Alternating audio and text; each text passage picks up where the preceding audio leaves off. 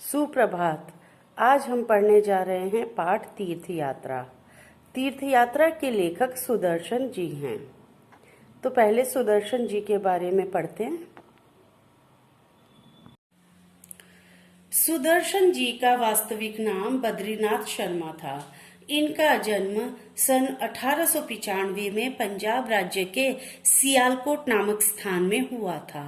बचपन से ही इन्हें कहानियां लिखने का शौक था। इन्होंने अपनी पहली कहानी लिखी थी जब ये कक्षा 6 में पढ़ते थे।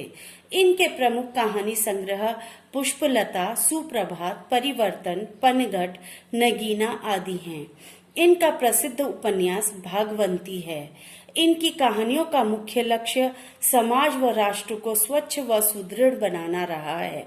वे 1950 में बने फिल्म लेखक संघ के प्रथम उपाध्यक्ष थे। ये महात्मा गांधी द्वारा प्रस्तावित अखिल भारतीय हिंदुस्तानी प्रचार सभा वर्धा की साहित्य परिषद के सम्मानित सदस्यों में से थे। इनकी रचनाओं में तीर्थ यात्राएं, पत्थरों का सौदागर, पृथ्वी वल्लभ आदि के नाम उल्लेखनीय हैं। मुख्य धारा के साहित्य सृजन के अतिरिक्त अनेकों फिल्मों की पटकथा और गीत भी लिखे हैं। इनका देहावसान सन 1967 में हुआ। अब कहानी का वाचन करते हैं। इस कहानी के माध्यम से कहानीकार श्री सुदर्शन बच्चों में परहित मतलब दूसरों का भला करना और त्याग की भावना का संदेश प्रसारित करते हैं, यानी कि संदेश फैलाते हैं। वास्तव में दूसरों की भलाई करना ही सच्ची तीर्थ यात्रा है। इस तथ्य को बड़े ही प्रभावी ढंग से प्रमाणित किया है। अब पढ़ते हैं हम पाठ। लाजवंती के यहाँ कई पुत्र पैदा हुए, मगर सबके सब बचपन में ही मर गए। आखिरी पुत्र हेमराज उसके जीवन का सहारा था। उसका मुंह देखकर वह पहले बच्चों की मौत का दुख भूल जाती थी। यद्यपि हेमराज का रंग रूप साधारण बालकों सा ही था, मगर लाजवंती की आंखों में वैसा बालक सारे संसार में न था। लाजवंती को उसकी इतनी चिंता थी कि दिन रात उसे छाती से लगाए फिरती थी, मानो वह कोई दीपक हो जिसे बुझाने के लिए हवा के तेज झोंके बार बार आक्रमण कर रहे हों। वह उसे छिपा छिपा कर रखती थी, कहीं उसे किसी की नजर न लग जाए। उसे खेलने के लिए भी घर के बाहर न निकलने देती। अगर हेमराज कभी निकल भी जाता तो लाजवंती घबरा कर ढूंढने लग जाती थी। गांव की स्त्रियां कहती, हमारे भी तो बच्चे हैं, तू जरा जरा सी बात पर बात में यूं पागल क्यों हो जाती है। लाजवंती यह सुनती तो उसकी आंखों में आंसू लहराने लगते। भर्राए हुए स्वर में उत्तर देती, क्या कहूँ, मेरा जी डर लग जाता है। इस समय उसे अपने मृत पुत्र याद आ जाते थे और उसके मन में भय बैठ जाता था। मगर इतना सावधान रहने पर भी हेमराज बुरी नजर से न बच सका। प्रातः काल था, लाजवंती दूध दूह रही थी। इतने में हेमराज जागा और जागते ही मुंह फुलाकर बोला, माँ। आवाज में उदासी थी। लाजवंती के हाथ से बर्तन गिर गया। दौड़ती हुई हेमराज के पास पहुंची और प्यार से उसके सिर पर हाथ फेर कर बोली, क्या है बेटा, घबराया हुआ क्यों है तू। हेमराज की आंखों में आंसू डबडबा आए। रुक रुक कर बोला, सिर में दर्द हो रहा है, बहुत दर्द हो रहा है। बात साधारण थी, मगर राजवंती का नारी हृदय कांप उठ गया। यही दिन थे, यही ऋतु थी जब उसका पहला पुत्र मदन चल बसा था। वह भी इसी तरह बीमार हुआ था। लाजवंती को पैरों के नीचे से धरती खिसकती सी मालूम होने लगी। वह व्याकुल हो गई। गांव में दुर्गादास वैद्य अच्छे थे, अनुभवी वैद्य थे। लोग उन्हें लुकमान समझते थे। सैकड़ों रोगी उनके हाथों से स्वस्थ होते थे।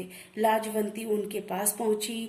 लाजवंती को देखकर वैद्य बोले, क्यों बेटी, क्या बात है। लाजवंती ने चिंतित सी होकर उत्तर दिया, हेम बीमार है। वैद्य जी ने सहानुभूति के साथ पूछा, कब से। आज ही से, कहता है सिर में दर्द है। बुखार तो नहीं, मालूम तो नहीं होता, आप चलकर देख लेते तो अच्छा था। वैद्य जी का मनोरथ सिद्ध हुआ। उन्होंने जल्दी से कपड़े पहने और लाजवंती के साथ हो लिए। जाकर देखा तो हेमराज बुखार से बेसुध पड़ा था। वैद्य जी ने कहा, कोई चिंता नहीं, दवा देता हूँ, बुखार उतर जाएगा।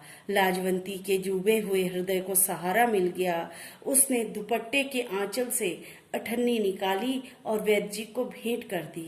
वैद्य जी ने मुंह से नहीं नहीं कहा, परंतु हाथों ने मुंह का साथ न दिया। उन्होंने पैसे ले लिए। कई दिन बीत गए, हेमराज का बुखार नहीं उतरा। वैद्य जी ने कई दवाइयां बदली, परंतु किसी ने अपना असर न दिखाया। लाजवंती की चिंता बढ़ने लगी। वह रात रात भर उसके सिरहाने बैठी रहती। लोग आते और धीरज दे देकर चले जाते। एक दिन लाजवंती ने वैद्य से पूछा, हकीम जी, आखिर क्या बात है जो यह बुखार उतरने का नाम ही नहीं लेता? वैद्य जी ने उत्तर दिया, मियादी बुखार है। लाजवंती चौंक उठी। उसने तड़प कर पूछा, मियादी बुखार क्या? अपनी मियाद पूरी करके उतरेगा, पर कब उतरेगा? 21वें दिन उतरेगा, इससे पहले नहीं उतर सकता। आज 11 दिन तो हो चुके हैं, बस 10 दिन और हैं। किसी तरह से ये दिन निकाल दो, भगवान भला करेगा। लाजवंती का माथा ठनका। हिचकिचाते हुए बोली, कोई अंदेशा तो नहीं? वैद्य जी बोले, देखो, बुखार सख्त है, हानिकारक भी हो सकता है। मेरी राय में तो हेम के पिता को बुलवा लो तुम। लाजवंती सहम गई। उसका दिल बैठने लगा।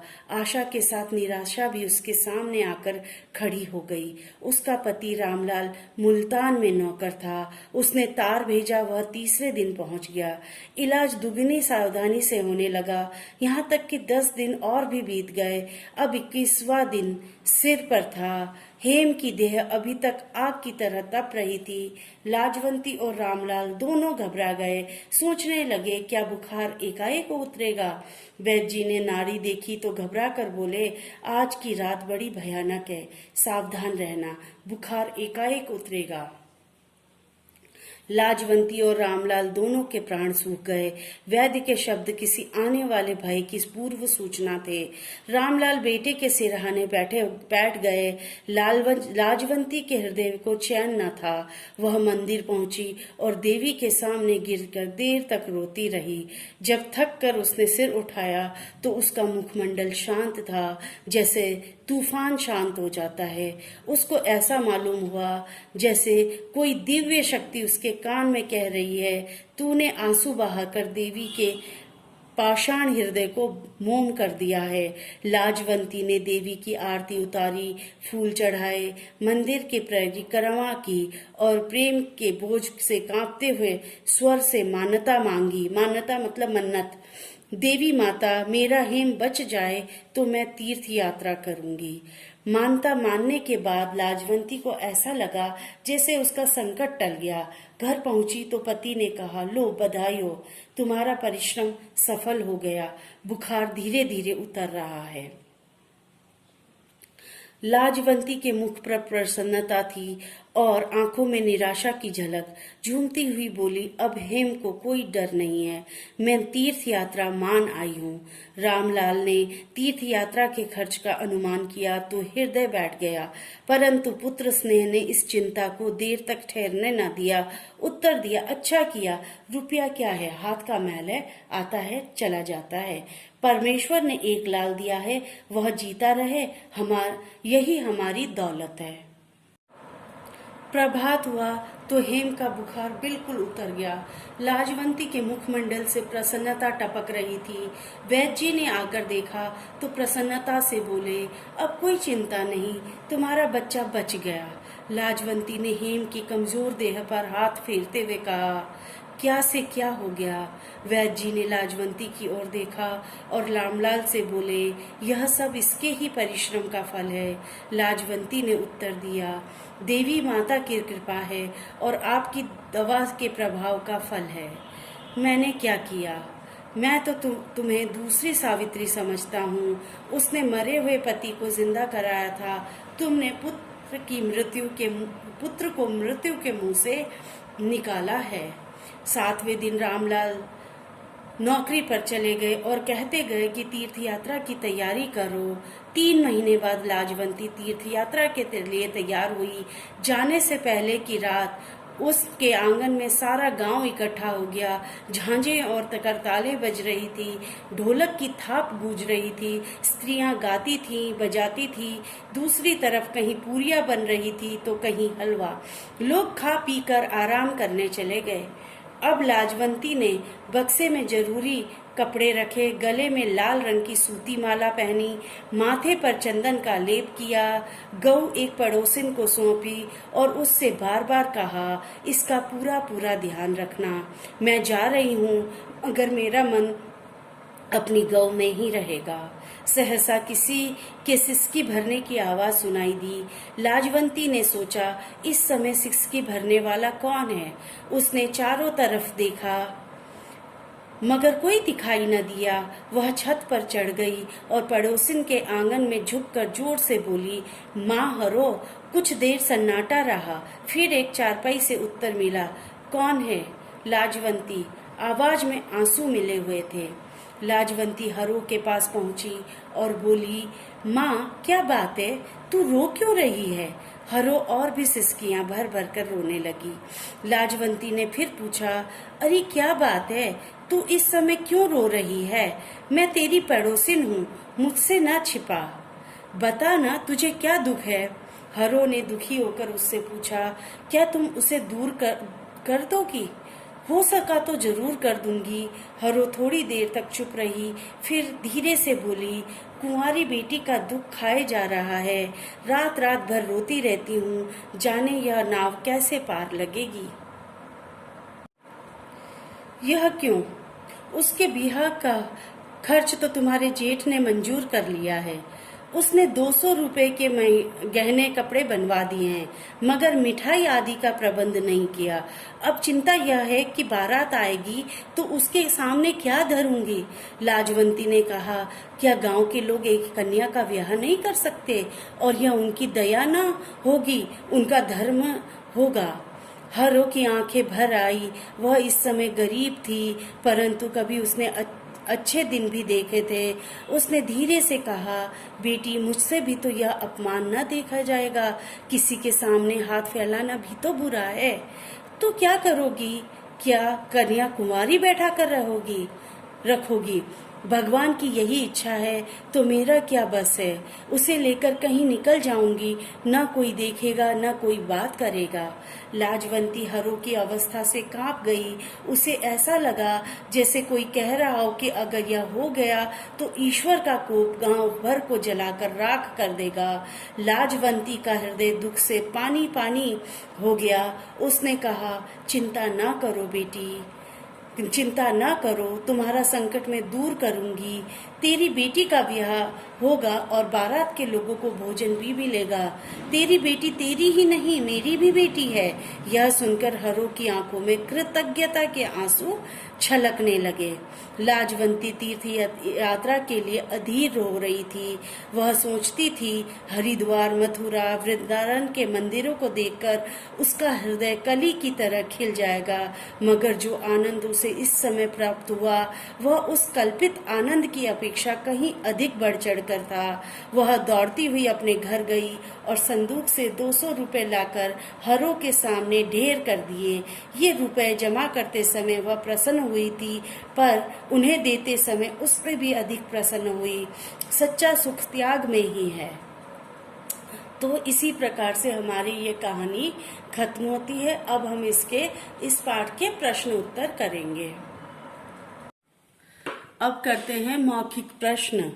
मौखिक प्रश्न में पहला है, निम्नलिखित प्रश्नों के उत्तर एक वाक्य में दीजिए। हेमराज के इलाज के लिए किसे बुलाया गया? हेमराज के इलाज के लिए वैद्य दुर्गादास को बुलाया गया। हेमराज को क्या हो गया था? हेमराज को बुखार हो गया था। लाजवंती ने क्या संकल्प लिया? लाजवंती ने हरो की बेटी के विवाह का संकल्प लिया। हरो क्यों रो रही थी? हरो इसलिए रो रही थी क्योंकि उसकी अपनी बेटी की विवाह की चिंता थी। लाजवंती कौन थी?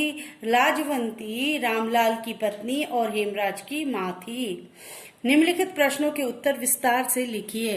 गांव की स्त्रियां बच्चों के लिए सदा चिंतित रहने वाली लाजवंती से क्या कहती थीं? गांव की स्त्रियां बच्चे के लिए सदा चिंतित रहने वाली लाजवंती से कहा करती थी कि हमारे भी तो बच्चे हैं, तू जरा जरा सी बात में यूं पागल क्यों हो जाती है? दुर्गादास वैद्य को गांव वाले लुकमान क्यों समझते थे? दुर्गादास वैद्य को गांव वाले लुकमान इसलिए समझते थे क्योंकि दुर्गादास जी के वैद्य के द्वारा बहुत सारे रोगी ठीक हुए थे। माँ हरो क्यों रो रही थी? माँ हरो इसलिए रो रही थी क्योंकि उनको अपनी बेटी की विवाह की चिंता थी। अपना संचित धन देते हुए लाजवंती क्यों प्रसन्न हुई? अपना संचित धन देते हुए लाजवंती इसलिए प्रसन्न हुई क्योंकि जो सुख हमें कोई भी चीज पाने में नहीं है जितना कि हमें उसका त्याग करने में है, वो उसको उस धन को संचय करने में इतनी खुशी नहीं हुई थी जितना कि उसे उसको त्याग करने में यानी कि हरों को देने में हो रही थी। इसीलिए कहते हैं जो सुख संचय में है वो, जो सुख त्याग में है वो संचय में नहीं है। हरो और लाजवंती में से आपको कौन से पात्र ने प्रभावित किया? कारण सहित उत्तर दीजिए। हरो और लाजवंती में से हमें लाजवंती के पात्र ने अधिक प्रभावित किया क्योंकि लाजवंती बहुत ही अच्छी माँ है, पत्नी है और वह बहुत ही परोपकारी है। उसने हरो की बेटी की विवाह की जिम्मेदारी ली और वो उसमें सहायता करने की इच्छा है। वो दूसरों के दर्द को अपना दर्द समझती है, उसमें कर्तव्य की भावना है और वो ये समझती है कि गांव की बेटी, हरो की बेटी उसकी बेटी के समान है। उसमें वसुधैव कुटुंबकम की भावना भी है, सबको वो अपना परिवार, पूरे गांव को वो अपना परिवार समझती है। तो इसीलिए और उसने ये सोचा कि इस विधवा स्त्री की पुत्री का विवाह करना तो उसके लिए सबसे बड़ा तीर्थ है। तो इसीलिए हमें लाजवंती के पात्र ने ज्यादा प्रभावित किया। निम्नलिखित पंक्तियों का आशय स्पष्ट कीजिए। वैद्य जी ने मुंह से नहीं नहीं कहा परंतु हाथों ने मुंह का साथ न दिया। ये पंक्तियां तब कही गई हैं जब उस समय की हैं जब लाजवंती अपने बेटे के इलाज के पश्चात, हेमराज के इलाज के पश्चात उनको पैसे दे रही थी इलाज के। तो उन्होंने मुंह से तो ना कहा लेकिन उन्होंने उनके पैसे को बिल्कुल मना भी नहीं किया। इसीलिए कहा है कि मुंह से तो नहीं कहा परंतु हाथों ने मुंह का साथ न दिया, यानी कि उन्होंने वो पैसे ले लिए। ना कहते हुए उन्होंने वो पैसे ले लिए। मैं तेरी पड़ोसन हूँ, मुझसे ना छुपा। ये पंक्तियां उस समय की है जब हरो अपने कमरे में रात के समय रो रही थी। तो लाजवंती हरो के पास जाती है और उससे उसके रोने का कारण पूछती है और कहती है कि मैं तुम्हारी पड़ोसिन हूँ, मुझसे कुछ भी छिपाने की कोई आवश्यकता नहीं है। सच्चा सुख त्याग में ही है। ये बात हमें तब पता चलती है जब लाजवंती अपने संचय किए हुए पैसे सारे हरो को दे देती है उसकी बेटी के विवाह के लिए और उस समय उसे बहुत ही खुशी मिलती है। तो इसीलिए कहा है कि सच्चा सुख तो त्याग में ही है। तेरी बेटी तेरी ही नहीं मेरी भी है। तो ये लाजवंती ने हरो से कहा था कि तुम्हारी बेटी का विवाह करना तुम्हारी ही जिम्मेदारी नहीं है, हमारी भी जिम्मेदारी है। इसीलिए तुम्हारी बेटी तुम्हारी ही नहीं हमारी भी बेटी है। अब है निम्नलिखित कथन किसने किससे कहा? सिर में दर्द हो रहा है। ये कथन हेमराज ने लाजवंती से कहा। बुखार उतर जाएगा। ये वैद्य दुर्गादास ने लाजवंती से कहा। तुम्हारा परिश्रम सफल हो जाएगा। तुम्हारा परिश्रम सफल हो गया। यह रामलाल ने लाजवंती से कहा। जाने यह नाव कैसे पार लगेगी। यह हरो ने लाजवंती से कहा। तुम्हारा संकट मैं दूर करूंगी। यह लाजवंती ने हरो से कहा। तो क्या करोगी? क्या कन्या कुंवारी बैठा कर रखोगी? यह लाजवंती ने हरो से कहा। निम्नलिखित शब्दों का वाक्य प्रयोग कीजिए। नारी हृदय। नारी हृदय का वाक्य में प्रयोग होगा हमारा कि नारी हृदय कोमल होता है। मियाद, मियाद का मतलब होता है अवधि, समय। मियादी बुखार मियाद पूरी करके ही खत्म होता है। परिक्रमा, उसका मतलब होता है चक्कर लगाना। पृथ्वी सूर्य की परिक्रमा करती है। अधीर, अधीर का मतलब होता है धैर्यहीन, कि धैर्य खो देना, उसको कहते हैं हम अधीर। तो इसी तरीके से अधीर का वाक्य प्रयोग होगा धैर्यहीन। जब हेमराज की तबीयत बहुत खराब हुई तब लाजवंती अधीर हो उठी। मनोरथ, मनोरथ का मतलब होता है मन की इच्छा। तो मनोरथ पूरा करने के लिए हमें बहुत अधिक परिश्रम करना पड़ता है। अब आते हैं विषय वस्तु का बोध। नीचे दिए गए गद्यांश को ध्यान पूर्वक पढ़कर संबंधित प्रश्नों के उत्तर लिखने हैं। लाजवंती की आंखों में वैसा बालक संसार में न था। लाजवंती को उसकी इतनी चिंता थी कि दिन रात उसे छाती से लगाए फिरती थी, मानो वह कोई दीपक हो जिसे बुझाने के लिए हवा के तेज झोंके बार बार आक्रमण कर रहे हों। पहला प्रश्न है, लाजवंती को अपना पुत्र अनोखा क्यों लगता था? इसका उत्तर है, लाजवंती अपने पुत्र से बहुत अधिक प्रेम करती थी। इसी पुत्र मोह के कारण उसे अपना पुत्र बहुत ही अनोखा लगता था।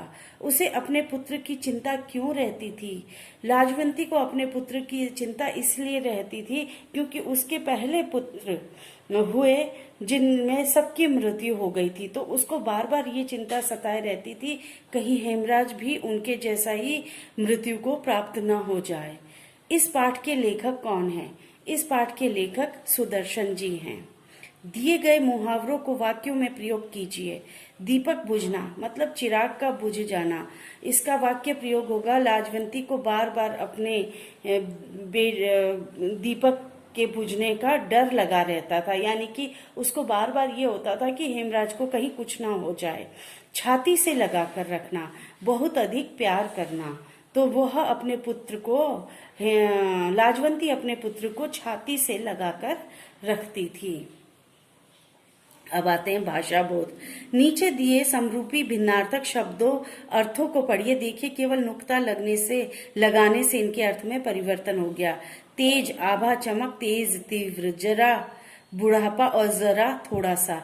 निम्न शब्दों के अर्थ लिखिए। ये सारे बेटा उसके शब्द हैं, उर्दू के शब्द हैं, तो ये आप अपने आप ही करेंगे। फन, जलील, जलील, अपने आप ही ये गूगल में सर्च करेंगे।